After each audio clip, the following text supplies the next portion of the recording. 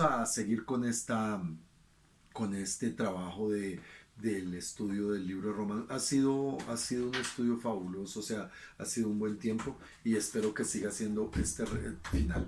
Nos vamos al capítulo 14 del libro de Romanos.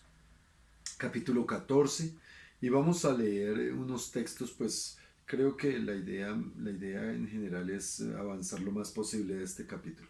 Pero hay un título en la Reina Valera que dice Los débiles en la fe. Y esto es bien importante que nosotros podamos comprender estas terminologías y este sentido en el cual el apóstol Pablo está dando la enseñanza a una iglesia que obviamente, además de ser gentil, es una iglesia plagada e impregnada de muchas cosas que pues se supone venían con la cultura y con ellos. Dice el versículo 1 de Romanos 14, recibid al débil en la fe, pero no para contender sobre opiniones, porque uno cree que se ha de comer de todo, otro que es débil come legumbres. Miren, mis amados, quiero comenzar, pues vamos a avanzar mucho en otros versículos, pero lo que quiere hacer manifiesto, y de acuerdo a lo que nosotros leímos en el capítulo 13, hay una ley que es la ley del amor. Y en esencia, lo que intenta hacer manifiesto este capítulo es esa ley que para el creyente, esa ley que para el nacido verdaderamente, el nacido de nuevo, es absolutamente indispensable y absolutamente importante. En la ley del amor. Hay una ley puesta, hay una ley, estaba la ley dada a Moisés, ahora en la gracia hay una ley que se llama la ley del amor. Cuando el apóstol Pablo está hablando aquí de débil en la fe, no está hablando de personas necesariamente que estén comenzando. Sí tienen que ver personas que estén comenzando en el evangelio también, pero en algunos casos es personas que de pronto no han podido en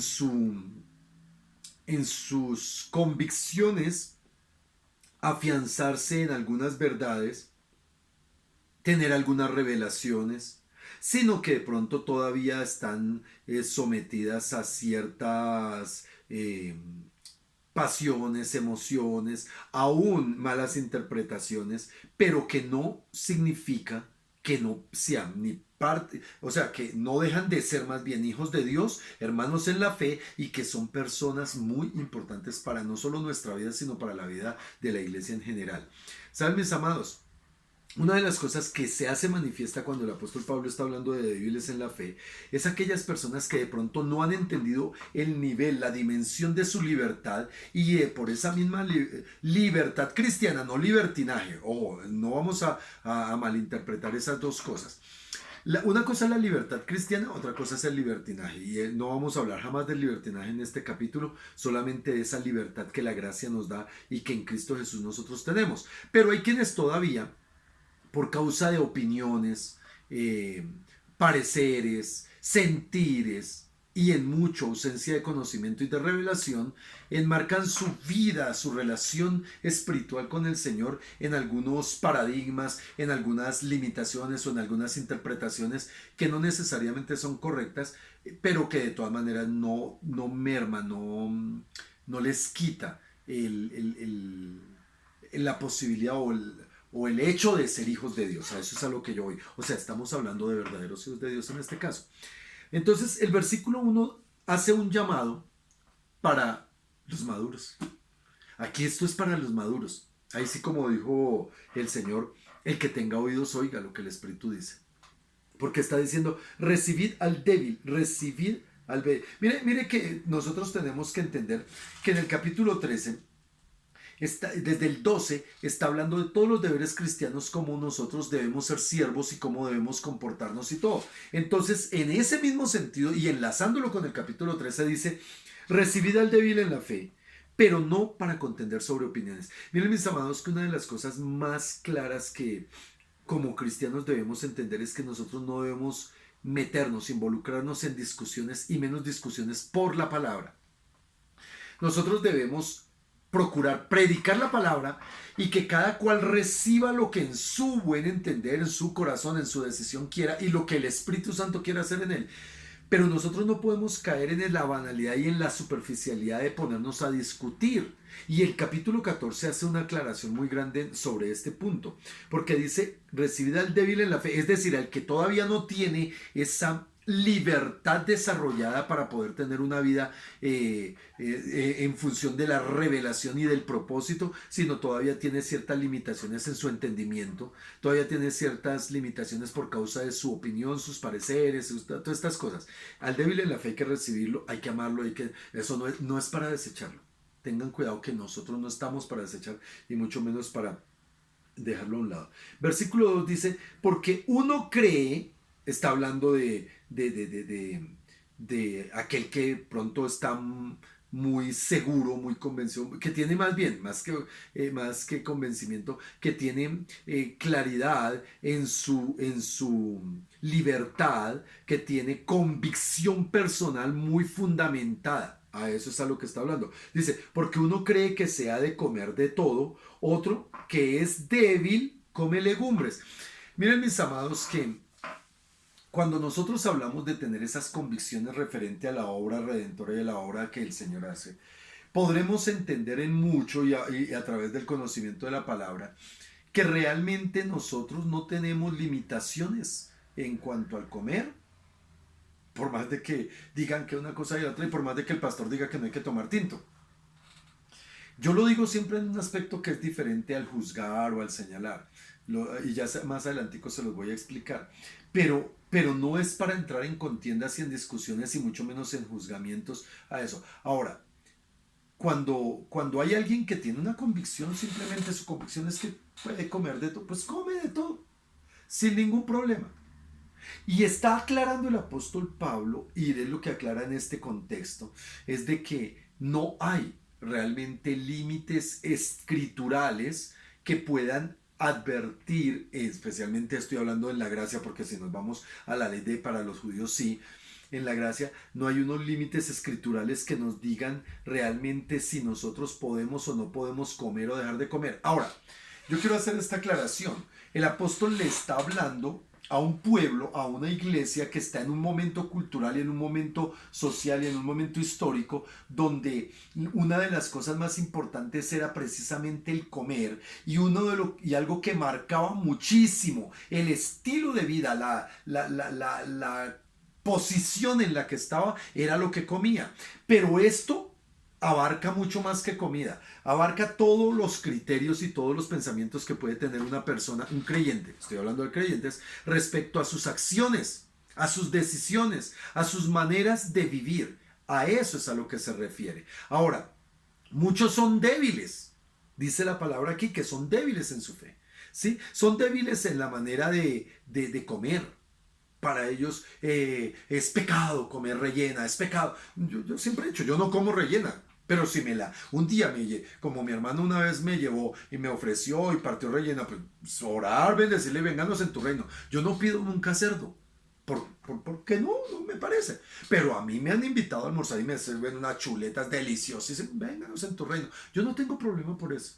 Lo que pasa es que en mi convicción está en no comerlo. Y mientras puedo evitarlo, pues lo evito. Y tengo una manera. Y no me afecta en mi espiritualidad el hacerlo o el no hacerlo. A eso es a lo que se refiere el apóstol cuando dice, porque uno cree que se ha de comer de todo.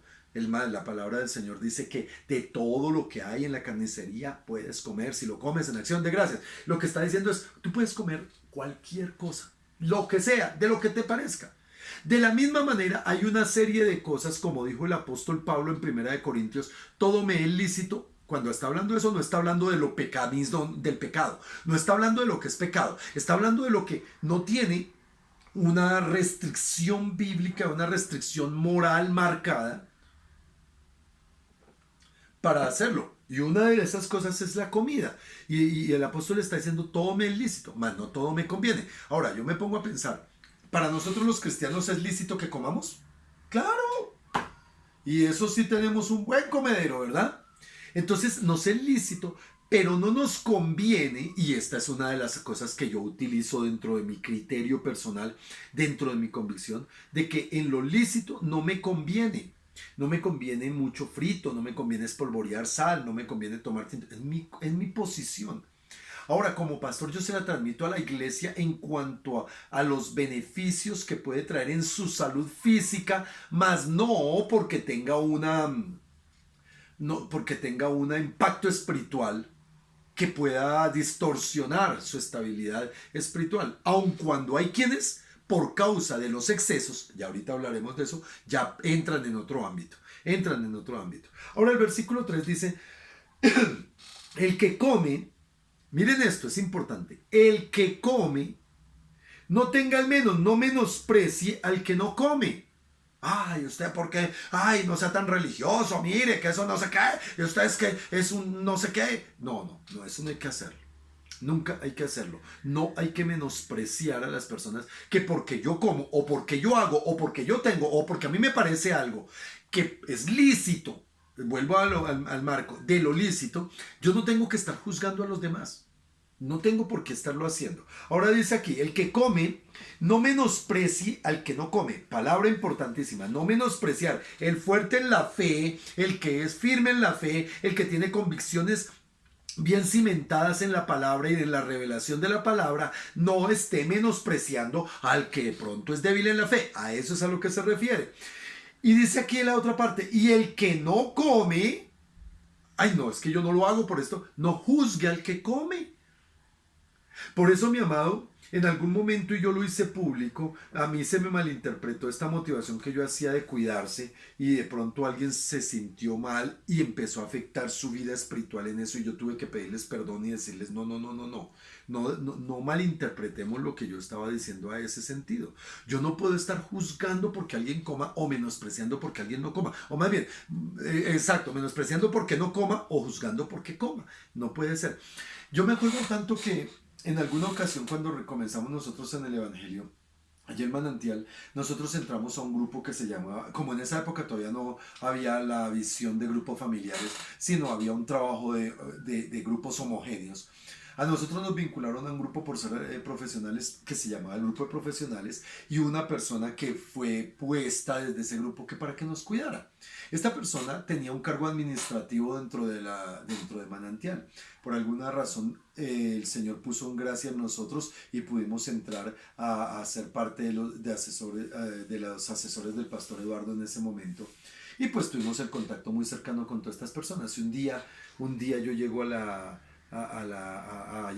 las oficinas de Manantial y estaba esta sierva, una mujer de Dios que trabaja en la parte administrativa y yo la había visto por noticias, había salido por noticias en esa época, todavía estaba el Palacio del Colesterol frente al Parque Salitre y entonces fueron a hablar, a hacer no sé, un documental sobre precisamente el colesterol.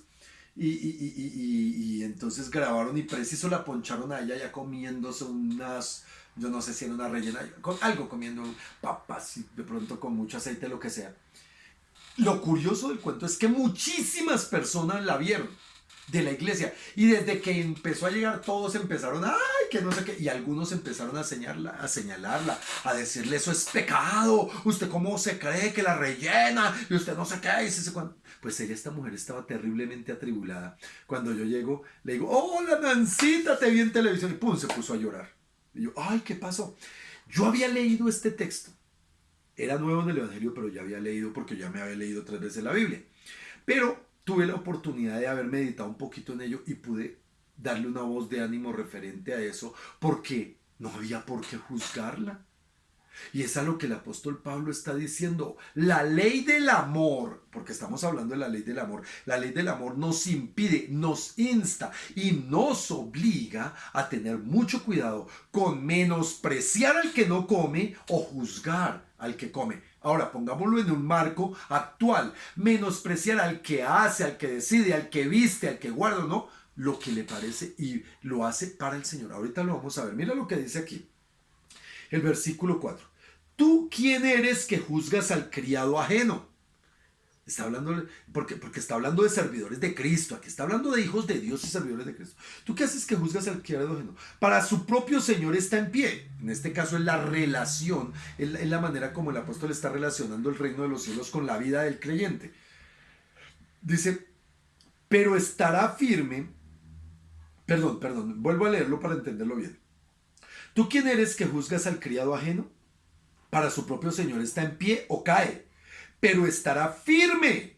Nota esto, puede caer o puede estar en pie, pero estará firme, porque poderoso es el Señor para hacerle estar firme. Y aquí es donde tenemos que entender el sentido de esto, porque en este versículo lo que está diciendo el apóstol Pablo es: los que vivimos para el Señor, no importa si estamos muy firmes, muy paraditos, o estamos muy caíditos en alguna de las cosas que podamos hacer, que podamos decir o que podamos actuar por causa de nuestra conciencia o por causa de nuestra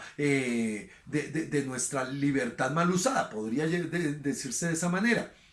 Pero está afirmando que por ser del Señor, sin importar la condición, para el Señor estamos firmes, en Él estamos firmes. Significa que esto no es algo para condenación, significa que esto no es algo para que haya una mutilación, señalamiento, juzgamiento o desechar a algún hermano. Al contrario, vuelve y lee el versículo 1 del capítulo 14. Recibid al débil en la fe. ¿Cuántos dicen amén a esto? ¿Están entendiendo? Ayúdenme para comprender si vamos bien, porque a veces como que me enredo un poquito. Versículo 5 dice: uno hace diferencia entre el día y día. Nota esto, ya no está hablando de comida. Está hablando de esos siervos que le pertenecen al Señor y que no es posible que otro se atreva a juzgar al siervo del Señor.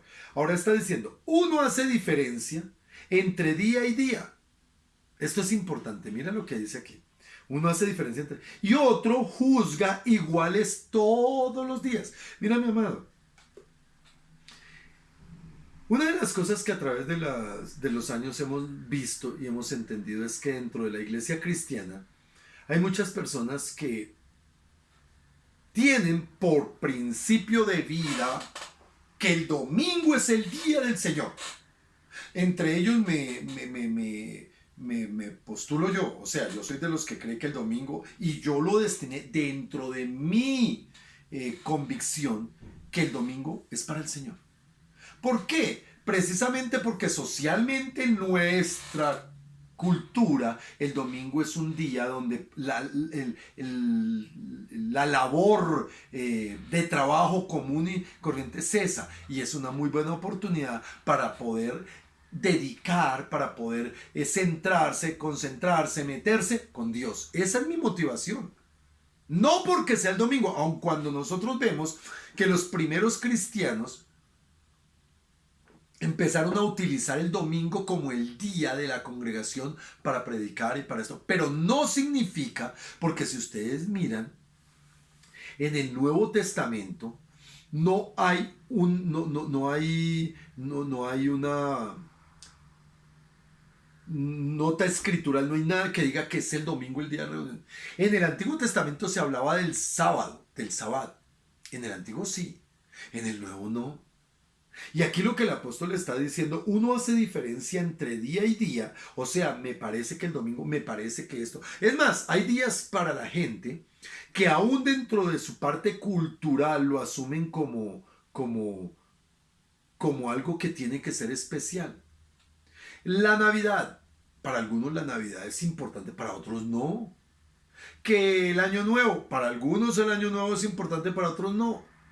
Eso no tiene nada que ver, simple y llanamente dentro de ese aspecto de convicción personal, es lo que lo va a determinar. Está diciendo, uno hace diferencia entre día y día y otro juzga todos los días iguales. Yo soy de los que juzgo todos los días iguales, porque yo he aprendido que todos los días son santos, todos los días son para el Señor. Lo que pasa es que uso el domingo para la congregación, para podernos acercar, pero en la relación con Dios todos los días son iguales.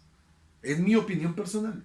Y así, ¿por qué? Porque todos los días son santos. De ahí es que yo molesto mucho con el cuento de Feliz Navidad. Yo creo que todos me escuchan continuamente, que yo me les paso diciéndole a todo el año, Feliz Navidad, hola hermano, Feliz Navidad, hola hermano.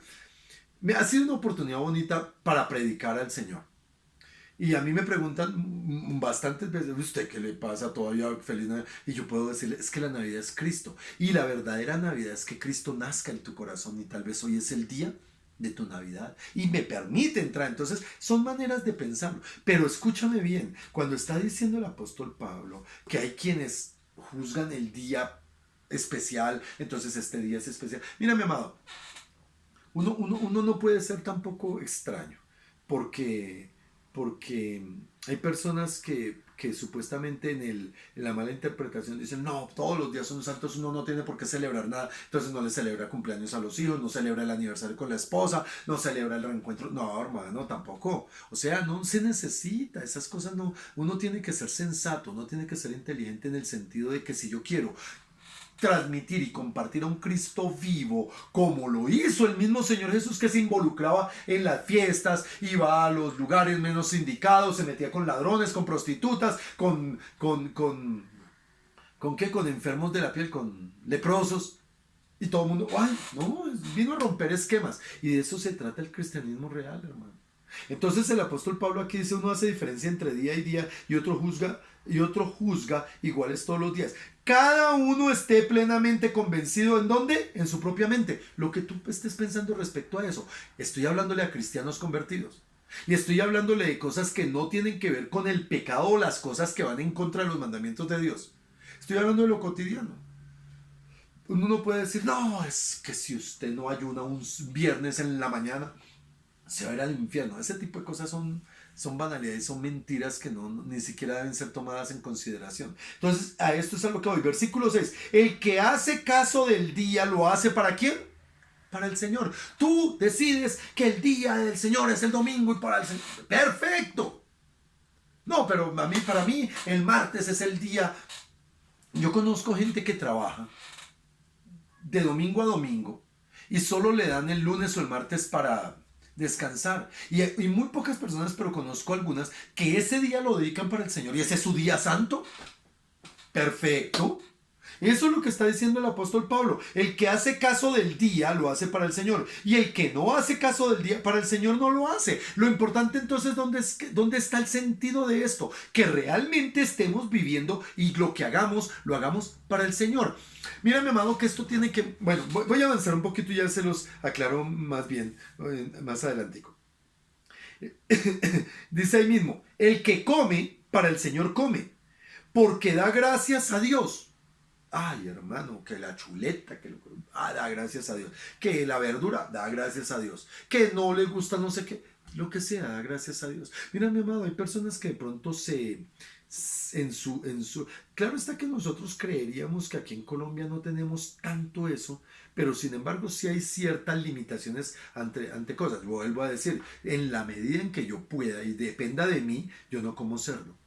Pero si a mí me lo ofrecen, y me invitaron a almorzar y me dieron, hay unas pezuñas, me dieron unos huesos de cerdo, me los como sin problema, no tengo inconveniente. Y más lo hago para dar el buen testimonio ante esas personas de, ay no, yo no como eso porque eso es pecado. Miren ahorita lo que les voy a mostrar, ya vamos allá, lo que les voy a mostrar aquí en este texto. Miren, mis amadas, ser débil no es pecado. Entienda, ser débil en la fe no es que sea pecado. Por eso, menospreciar o juzgar sí es pecado. Yo no puedo menospreciar al débil porque hace o no hace, o juzgar al que hace o no hace, porque eso sí es pecado, pero ser débil no. Ahora, el extremo es caer en esas banalidades de no hacer porque es que es pecado, porque es que no se puede. Cuidado, mi amado, es que es muy difícil ese tipo de cosas cuando se trata de lo del corazón. Saben, mis amados, hay personas que celebran días específicos, hermano. Hay festivos que la gente los toma para hacer cosas que les gusta, les parece. Personas que dicen, no, pues tal día es para ciclovía. Pues vaya, está en ciclovía, no hay problema.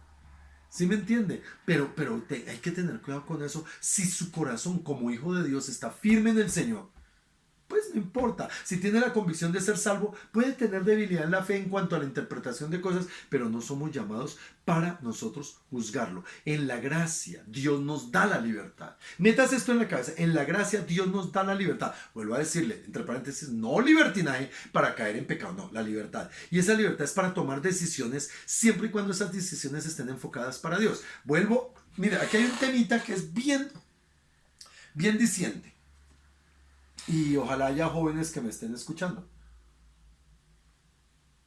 A mí me han dicho, hacerse tatuajes es pecado o no es pecado. Obvio que no. hermano, eso no depende, a menos de que se esté escribiendo maldiciones y cosas. Bueno, pero eso cada uno.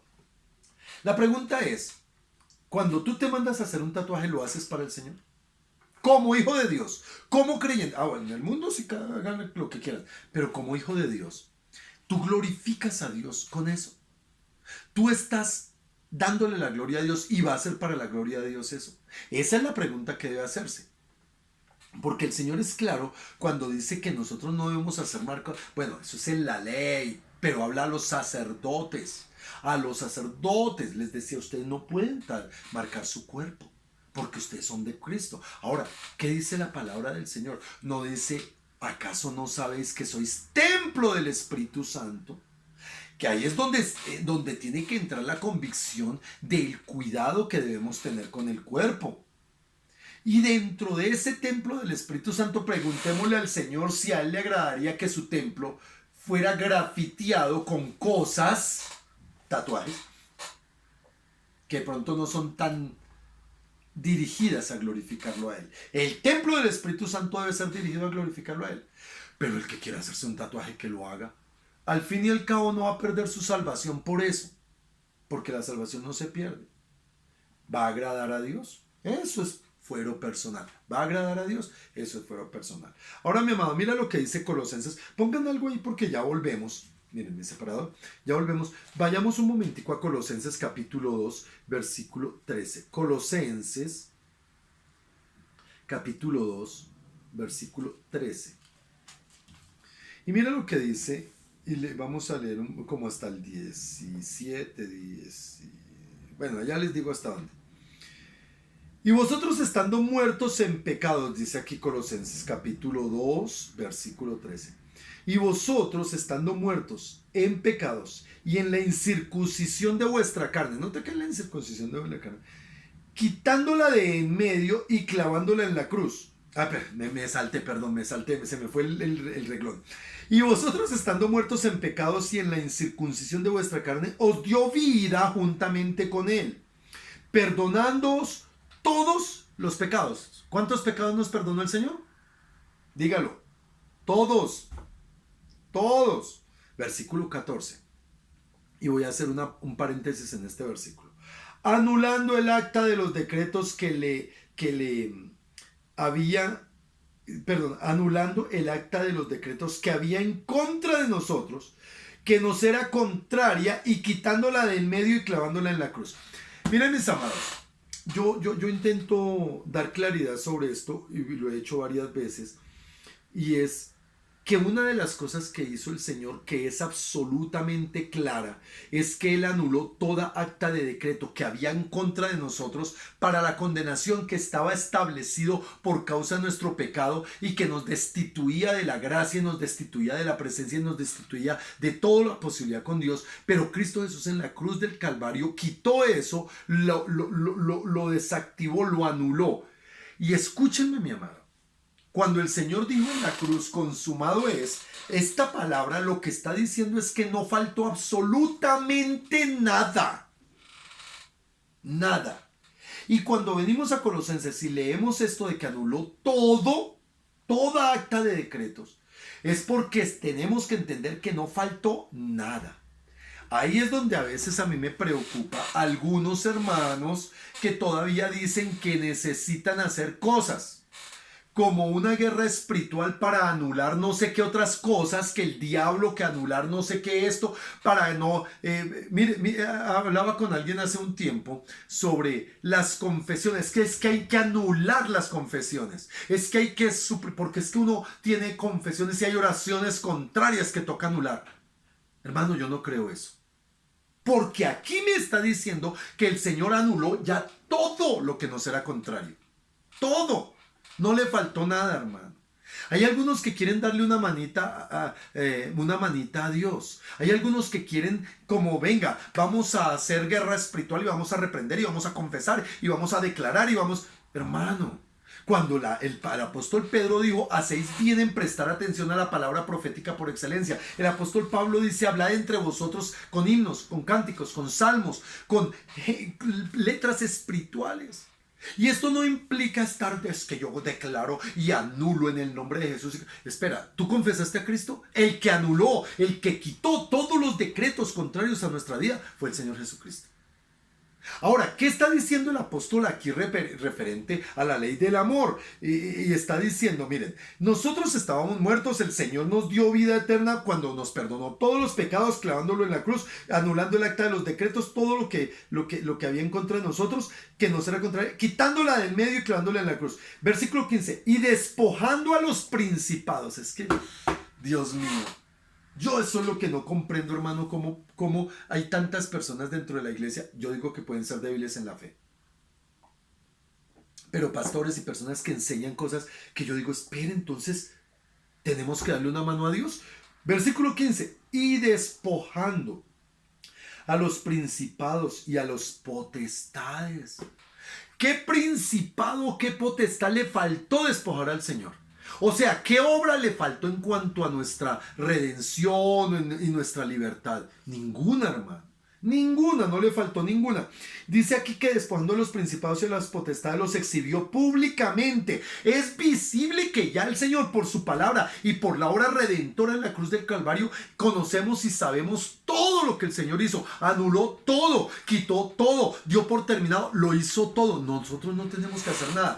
Porque hay quienes creen que necesitan hacer cosas y entonces están buscando salvación por obras. Ahí hay un problema serio. Y los exhibió públicamente, triunfando sobre ellos en la cruz. No es que le faltó, no es que casi, es que le logró una batalla, pero le faltó un poquito, como algunos creen. No, es que a nosotros nos toca todavía una lucha. Y no, nuestra lucha es con la fe, hermano, es creerle a Dios. La batalla de la fe es creer lo que el Señor dice.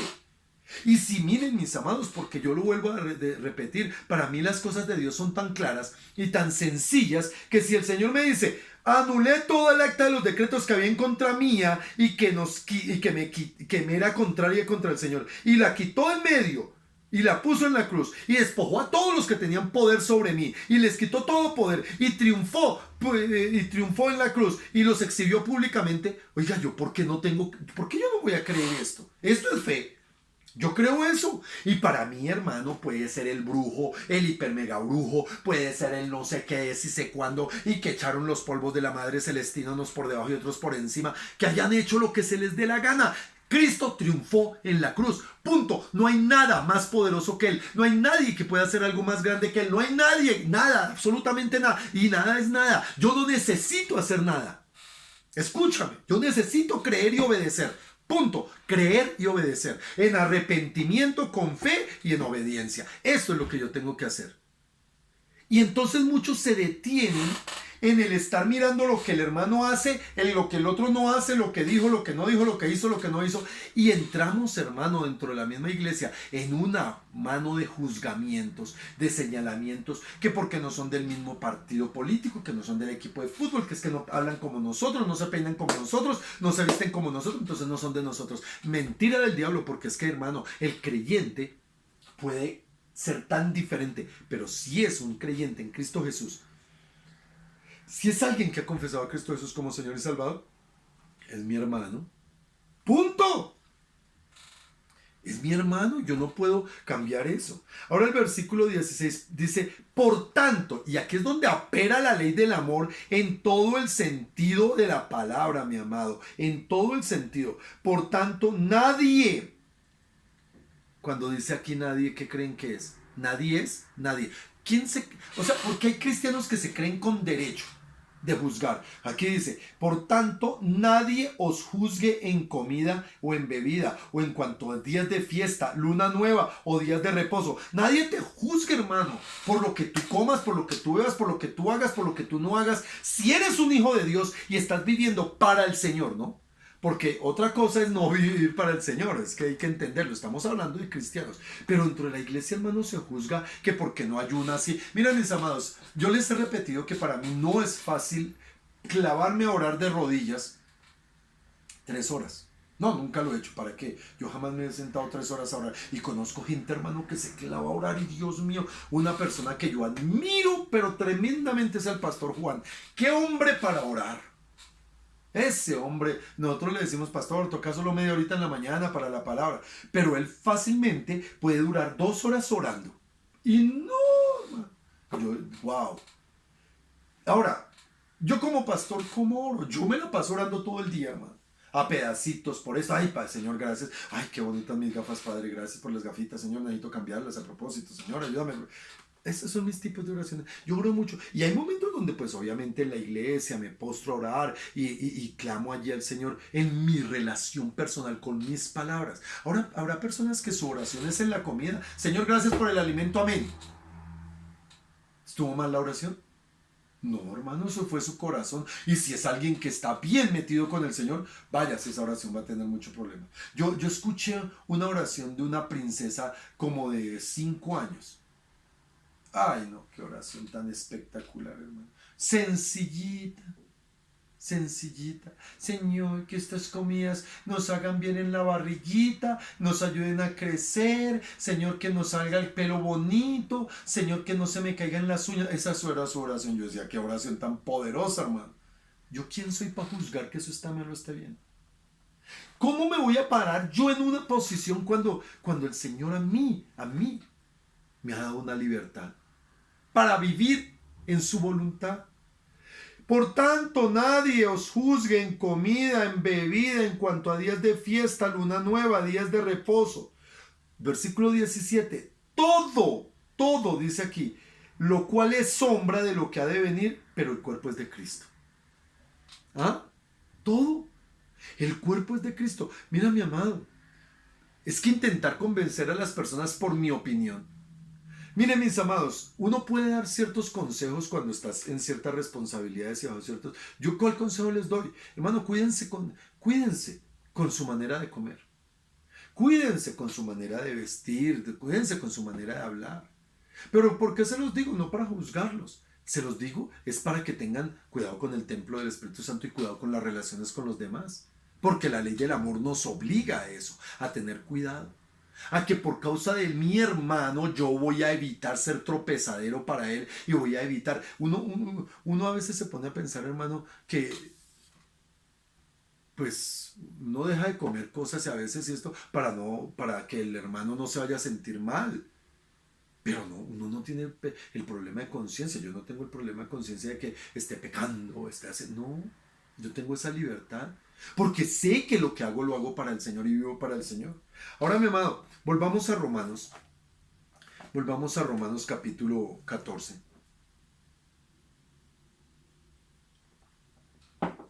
Versículo 16. Romanos 14, versículo 16. No mentiras, estoy en el versículo 6. El que hace caso del día lo hace para el Señor. El que no hace caso del día para el Señor no lo hace. El que come para el Señor come porque da gracias. Da gracias a Dios. Y el que no come para el Señor no come y da gracias a Dios. Porque ninguno de vosotros vive para sí. Este es el cuento del nacido de nuevo, mi amado. En el mundo nosotros vivíamos cada uno para nosotros mismos. En Cristo ya no vivimos para sí, vivimos para Él. Y a través de Él para los demás. Ese es el asunto acá, porque ninguno de nosotros vive para sí y ninguno muere para sí. Pues si vivimos, versículo 8, pues si vivimos, para el Señor vivimos. Y si morimos, para el Señor morimos. Igual ambas cosas están bien. Mira, mi amado, en cuanto en cada uno de nosotros está la libertad de determinar esa cotidianidad de la vida que está enmarcada dentro del marco de lo posible. Todo está ilícito. Eso. ¿Sí? Nosotros no podemos entrar a juzgar que por qué celebra Navidad y entonces aparecen. No, es que el árbol de Navidad, es que ustedes supieran el trasfondo de dónde viene el árbol de Navidad y es que ese árbol de Navidad no sé qué. Y empiezan a juzgar que porque a un hermanito se le ocurrió hacer su arbolito de Navidad en la iglesia, en su casa. Que porque se le ocurrió poner bolitas y yo como les decía, esos que se la pasan juzgando es que los druidas de no sé qué, espera hermano, no, eso no es así. Si al hermano le hace feliz y a su casa le hace haga arbolito, ¿acaso no vive para Cristo? ¿No es para Cristo? ¿No es por Cristo? Ahora miren hermano, yo dejé de asistir hace ya muchísimo muchísimos años, antes de ser cristiano inclusive, a las misas católicas. No, no, obviamente ya. Pero hay momentos donde yo voy a ciertas ciudades, a ciertos, y una de las cosas que me gusta hacer es entrar a las iglesias católicas para ver la arquitectura. Pues es mi parte de mi profesión y para ver cosas que hay ahí que son impresionantes en cuanto a sus tamaños y cosas que traen una historia cultural, una historia a través de esto. Y a mí me gusta. ¿Eso en qué me quita? ¿Qué me perjudica? Y allá están las imágenes y algunos dicen, ay, no, no, no entre allá, no entre allá porque allá hay demonios y los de espíritus y no sé qué, y que las imágenes lo miran a uno así, y no sé, ay, hermano. Pues si a usted le roba la paz, no lo haga, pero no juzgue porque alguien lo haga. ¿Sí me hago entender? Porque tanto el que lo hace o el que no lo hace para Dios. A eso es a lo que está diciendo. Lo hacemos es para Dios.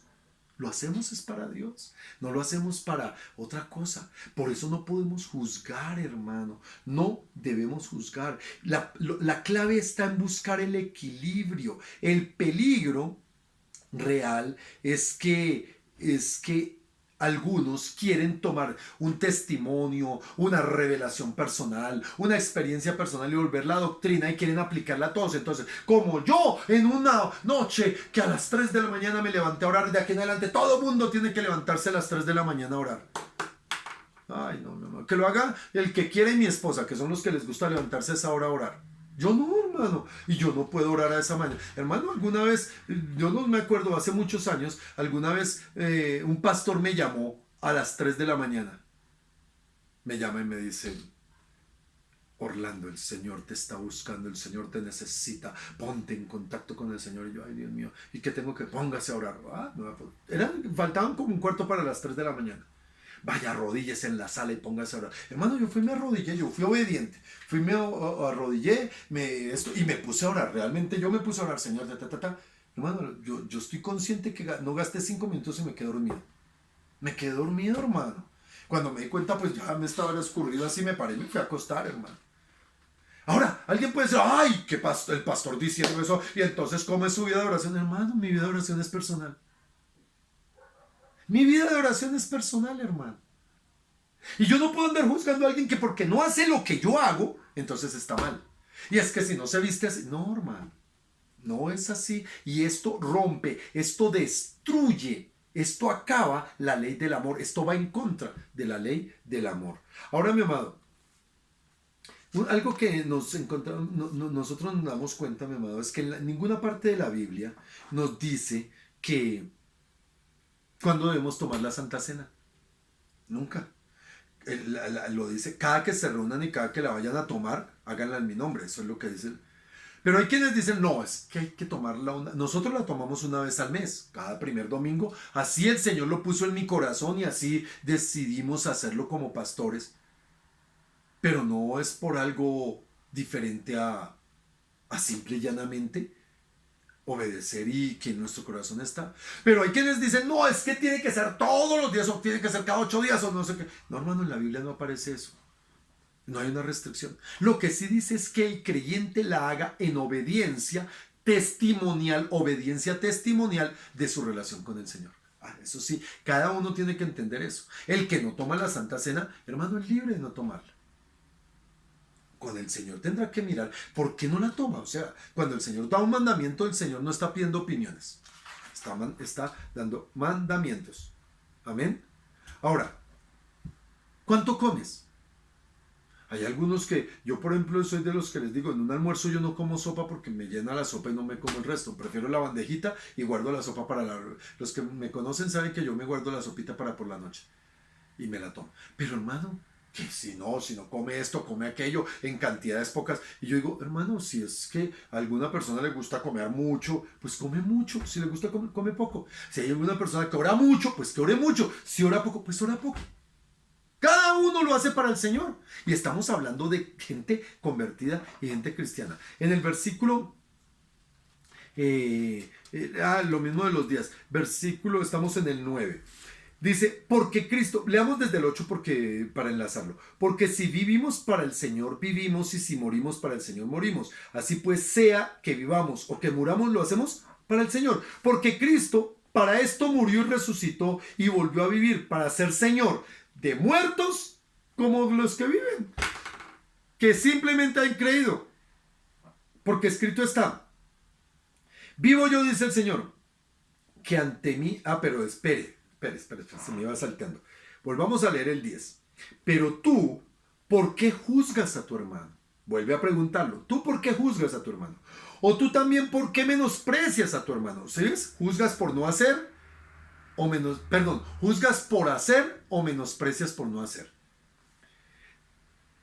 Pero tú, ¿por qué juzgas a tu hermano? O tú también, ¿por qué menosprecias a tu hermano? Porque todos compareceremos ante el tribunal de Cristo. Acuérdate que el tribunal de Cristo es el lugar donde vamos a ir todos los que somos salvos delante del Señor. No es el juicio del trono blanco, este es el tribunal de Cristo, donde todos los salvos iremos y se nos tomará cuentas. Y dice: porque escrito está: vivo yo, dice el Señor, que ante mí se doblará toda rodilla y toda lengua confesará a Dios. Eso es una verdad bíblica absoluta para todo el mundo, para absolutamente todos los seres humanos. Ahora, dice aquí: de manera que cada uno de nosotros, versículo 12 del capítulo 14 de Romanos, de manera que cada uno, esto es personal, cada uno de nosotros dará a Dios cuenta de sí, si comió, si no comió, si guardó, si no guardó. No es el hecho mismo de lo que hizo, es el corazón y el propósito por lo que lo hizo. Es el corazón dispuesto para quién lo hizo, si fue para el Señor o fue para sí mismo o fue para los demás.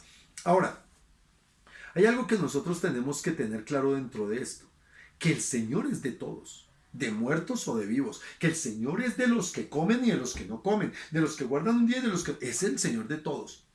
Pero vuelvo a insistir, es la convicción personal la que determina esas cosas. Ahora, en la madurez, en el crecimiento espiritual de una persona, va entendiendo cosas como, por ejemplo, lo que yo estoy diciendo. Si yo puedo evitar comer demasiado para dañar mi cuerpo, voy a hacerlo, hermano.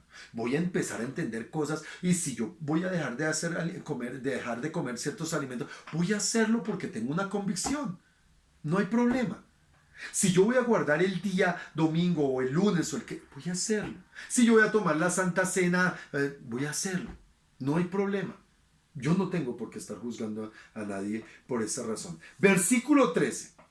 Así que, esta es un condicionante que dice: por causa de eso anterior, hagan esto. Así que ya no juzguemos más. Ya no nos juzguemos más los unos a los otros, sino más bien bendecid. No poner tropiezo o ocasión de caer al hermano. ¿Para qué me voy a poner yo, hermano, a calificar acciones, juzgar eso y lo otro, para hacerlos sentir culpables? ¿Ah? Así que no nos juzguemos unos a otros, mis amados. No, eso hay que tener cuidado. Mira lo que dice el versículo 14. Yo sé y confío en el Señor Jesús, que nada es inmundo en sí mismo. Para el que piensa que algo es inmundo, pues para él lo es. Pero si por causa de la comida tu hermano es contristado, y aquí es donde los maduros en la fe debemos, como dice el versículo 1, recibir al débil en la fe. Si yo sé que a mi hermano la conciencia lo atormenta por algo, que el comer, que el guardar, que el actuar, que el hacer ciertas cosas, pues hermano, yo voy a evitar hacerlo, para que en él no haya tropiezo, para que en él no haya peso de conciencia. Dice: pero si por causa de la comida tu hermano es contristado, ya no andas conforme al amor. ¿Se acuerdan la ley del amor? Ya no. No hagas que por la comida tuya se pierda aquel por quien Cristo murió. Ahora, pierda no significa que pierde salvación, no habla de condenación, habla de perder la paz, habla de perder la comunión, habla de perder la confianza en Dios por causa de sus malos actos y empezar a dudar de su propia identidad cristiana. Muchos, por juzgar a otros, les están robando la identidad cristiana, les están robando la paz. A eso es a lo que se refiere este versículo. Mira lo que dice Primera de Corintios, y ya vamos a terminar. Primera de Corintios, muy rápido, esto se pasó muy rápido el tiempo. Primera de Corintios capítulo 8, versículo 1, y vamos a ir hasta el 13 rápido. En cuanto a lo sacrificado a los ídolos, y está hablándole a un pueblo pagano que sacrificaba y sabía que era eso. Sabemos que todos tenemos conocimiento. Conocimiento, pues hay cosas que son para ídolos y otras cosas que no. El conocimiento envanece, pero el amor edifica. Cuidado, los que tienen mucho conocimiento de la palabra y empiezan a señalar y a juzgar, es que usted por qué, es que no se cae, casi se... y que intentan minimizar a los demás, están pervirtiendo la ley del amor, están pervirtiendo, contristar al hermano es pervertir la ley del amor. Entonces dice así, en cuanto a lo sacrificado a los ídolos, sabemos que todos tenemos conocimiento, el conocimiento envanece, pero el amor edifica. Si alguno se imagina que sabe algo, aún no sabe nada como debe saberlo. No nos las tiremos de muy sabiondos, eso es lo que está diciendo. Pero si alguno ama a Dios, es conocido por él. No importa cuánto conocimiento tú tengas, si no tienes amor, no eres sino una lata que hace ruido. Pero si tienes amor, Dios te conoce. Simple, está claro eso, ¿verdad? Acerca pues de las viandas que se sacrifican a los ídolos, sabemos que un ídolo nada es. Que un ídolo nada es en el mundo y que no hay más que un Dios. Hermano, mire, quitémonos esas ideas equivocadas de que es que el ídolo y que es que el no sé qué y que es que la imagen de si sé cuándo. Eso no es nada, hermano. Ahora habrá algunos que se llenan por temores o algo, por falta de conocimiento, pero hay que rodearlos de amor para que aprendan a tener la confianza en el Señor. Vuelvo a lo mismo, hermano. Yo qué necesidad tengo de preocuparme si hay un brujo, si me están haciendo hechicería, si es que no sé qué sitio hay. Mira, mi amado, alguna vez alguien me dijo, ay, pastor, usted nunca vaya a pasar por Cuadrapicha, allí en la 1 de Mayo. Hermano, yo vivo aquí cerquita, aquí vivo relativamente cerca y a mí en ocasiones me ha tocado, y me tocó una noche, siendo cristiano, pasar por toda esa cuadra, precisamente pasar por esa cuadra, y donde hay una ruidamenta, una cosa terrible, hermano. Ay, y pasa por ahí y de pronto es el diablo. ¿Cuál diablo ni qué diablo, hermano? El diablo no tiene poder porque ya perdió, ya fue vencido. A eso es a lo que yo voy, hermano, en mi convicción. Pero si alguien siente que eso lo va a dañar, no pase. O sea, ahora, entiéndanme, yo no estoy hablando de que vayan a meterse allá. A mí me tocó por alguna razón, pero yo no puedo estar con el temor de que no paso por ahí porque va y sea me contamino y no sé qué. No, hermano, eso para mí no es. Pero mira lo que sigue diciendo aquí. Si alguno se... perdón. Versículo 4. Estamos en 1 Corintios 8.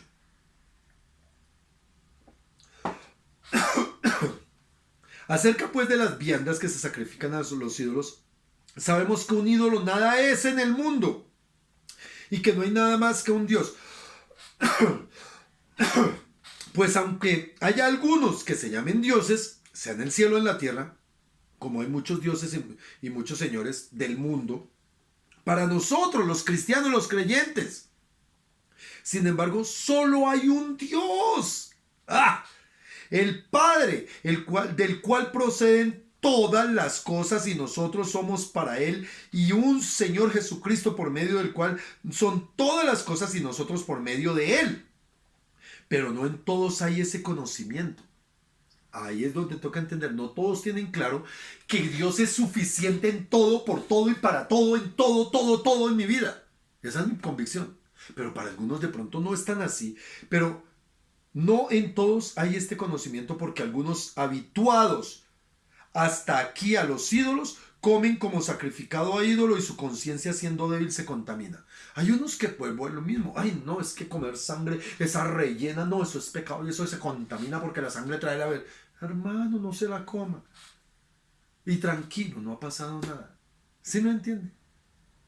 Algunos creen que hacer ciertas cosas, estar en ciertas reuniones. Mira, a mí me entristece que alguna persona cristiana alguna vez dejó de ir al entierro de su mamá. Se murió su mamá y no fue al entierro que porque iban a hacer una celebración en una iglesia católica. Y todos los hermanos, ay Dios mío, eso fue terrible, hermano. Yo digo, pues sí, pues tenía esa convicción, pero hermano, hay que ser sabios en ese sentido. Ahora, dice el versículo 8, si bien la vianda no nos hace más aceptos ante Dios, pues ni porque comamos seremos más, ni porque no comamos seremos menos, ni somos más ni somos menos porque hagamos hemos de hacer. Pero mirad que esta libertad, ojo a los cristianos, ojo, que esta libertad no venga a ser tropezadero para los débiles. Yo tengo la libertad, yo lo sé, pero yo por hacer eso no me voy a poner a hacer que otro pierda la paz y sea tropezadero. Versículo 10, porque si alguno te ve a ti que tienes conocimiento, sentado a la mesa en un lugar de ídolos, la conciencia de aquel que es débil no será estimulada a comer de lo sacrificado al ídolo. Mira, mi amado, yo les cuento, ay Dios mío, la vez que por allá un borrachito me invitó a tomar y terminé tomándome una ponimalta y una hermana pasaba y me miraba con la ponimalta que tenía el mismo envase de la cerveza y eso fue una tragedia. Hermano, toca tener cuidado. Por eso nunca tomaré una cerveza. Por temor, no por temor a embriagarme, porque yo nunca voy a embriagarme ni nada de esas cosas, porque nadie vaya a ser tropiezo, yo vaya a ser tropiezo para alguien. ¿Sí me entiende? Ahora, versículo 11. Y por el conocimiento tuyo se perderá el hermano de él. Perderse, vuelvo y digo, no es que pierda la salvación, pierde la paz, pierde la libertad del espíritu que Dios le ha dado. Y por el conocimiento tuyo se perderá el hermano por quien Cristo murió. Yo tengo libertad para hacerlo, pero yo no lo voy a hacer si va a ser tropiezo para mi hermano. A eso se debe. De esta manera, pues, pecando contra los hermanos e hiriendo su débil conciencia contra Cristo, pecáis. Por lo cual, si la comida le es a mi hermano ocasión de caer, no comeré carne jamás para no hacer tropiezo a mi hermano. Tenemos que ser sabios. Y termino, mi amado, Romanos 12, y aquí termino ya, Romanos 14. Dice, pero si por causa, versículo 15, pero si por causa de la comida tu hermano es contristado, ya no andas conforme al amor, no hagas que por la comida tuya se pierda aquel por quien Cristo murió. No sea pues vituperado vuestro bien, porque el reino de Dios no es comida ni bebida, sino justicia, paz y gozo en el Espíritu Santo. ¿Qué tenemos que practicar? La justicia, que es la relación sana, vinculada a través de los principios de la Biblia. En la paz, que es la que el Señor Jesucristo nos dio y nos da de manera sobrenatural. Y el gozo, que es nuestra fortaleza en el Espíritu Santo. Esto es lo que nosotros tenemos que hacer. Y esto es lo que nos debemos trabajar como siervos de Dios en la llamada la ley del amor. La ley del amor que todos debemos practicar. Vamos a orar, mis amados. Muchas gracias por estar y que el Señor me lo siga bendiciendo. Padre, te damos gracias en el nombre de Jesús, Señor, porque tú eres bueno, Señor. Porque para siempre es tu misericordia, porque tú tuviste a bien, Señor, darnos un privilegio, darnos una oportunidad. Dile, Señor, porque tú nos has permitido, Señor, estar en comunión una vez más en el nombre de Jesús. Bendigo cada vida de los que escuchen este video. Amén y amén.